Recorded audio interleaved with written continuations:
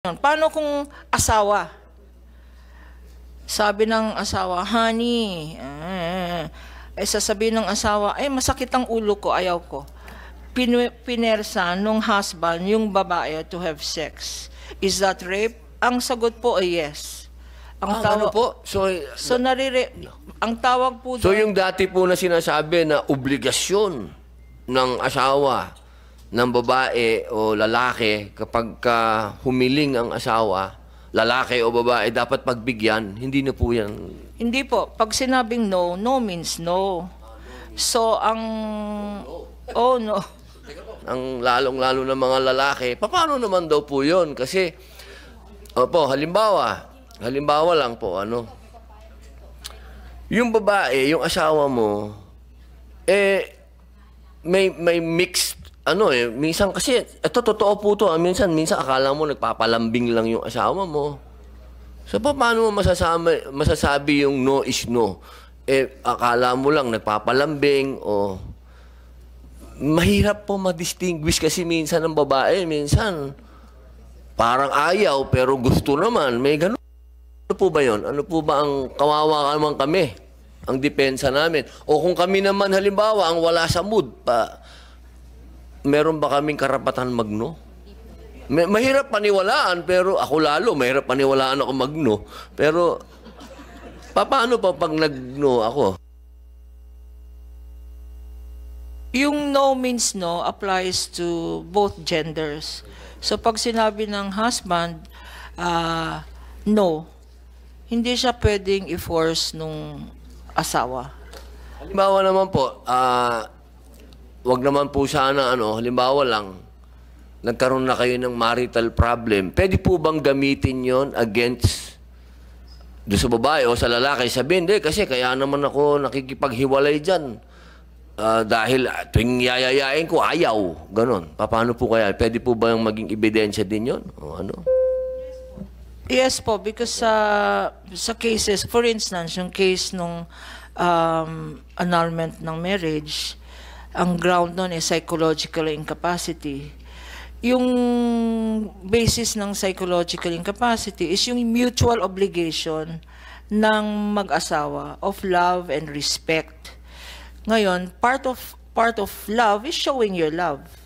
But kasama po rin doon yung respect. Pag for instance, ayaw ng spouse mo na magkaroon na mag-sex, pinilit mo siya, hindi ka na rumirespeto sa asawa mo. So, grounds yan ng one of the circumstances of psychological incapacity.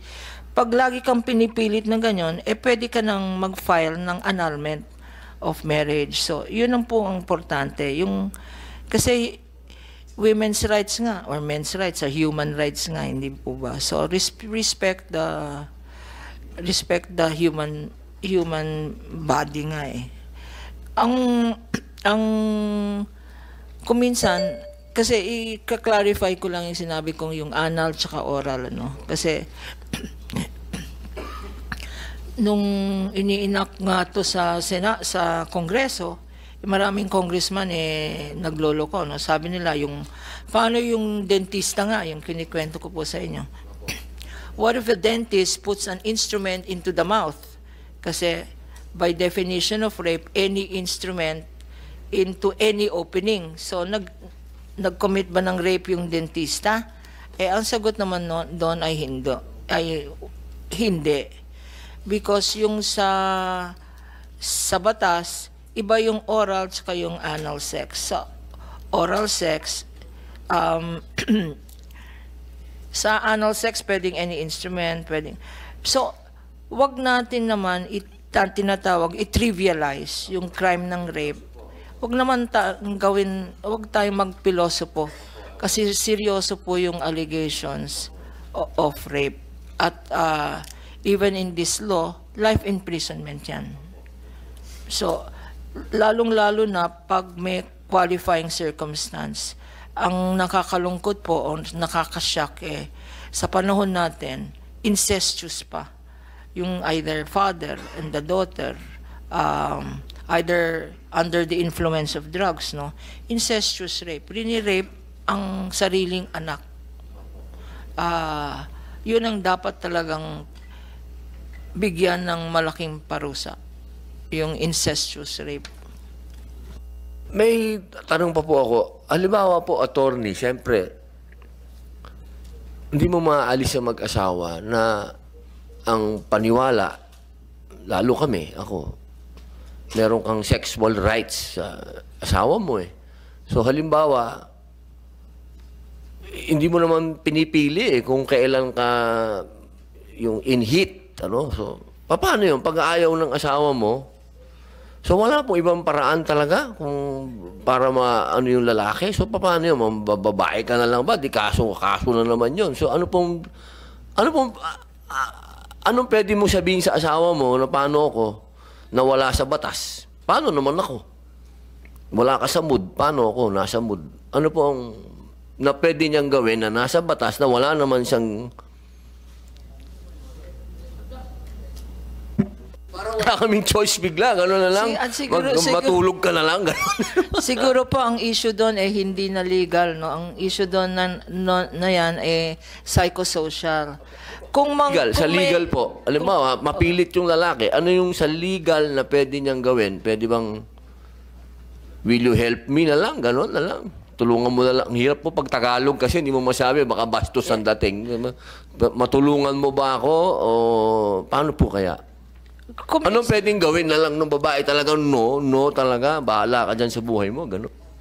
Kung minsan kasi, yung no naman ng babae, hindi naman arbitrary, hindi naman, kung minsan, for instance, kagaya ng, yung instance na laseng yung asawa, or under the influence of drugs, no? At gustong makipag-sex with the wife, no? Siyempre, under that circumstance, magiging violent. Hindi out of love. Attorney, wala pong violent. Hindi po siya lasing. Out of ano lang po, of urge.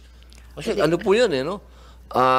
Siguro naman, sasang-ayon naman sa akin ng mga taong bayan pag sinabi kong may iba talagang urge ang mga lalaki talaga. May urge talagang nandun eh. So, paano yun? Andyan ng asawa mo to serve you. Ayaw niya.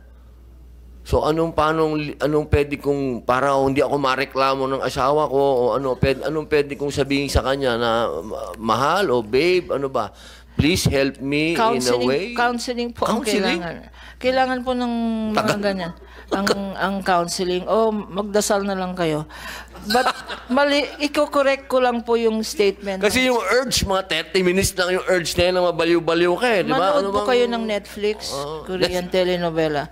All I'm saying po, so legally, wala po? Wala po. Because sabihin mo sa asawa mo, help me.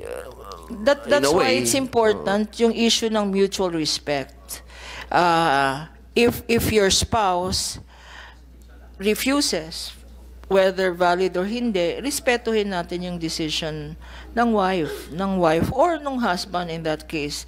The other thing po is yung statement ng chair, with all due respect, hindi po obligasyon ng isang wife. Sabi mo is to serve the husband.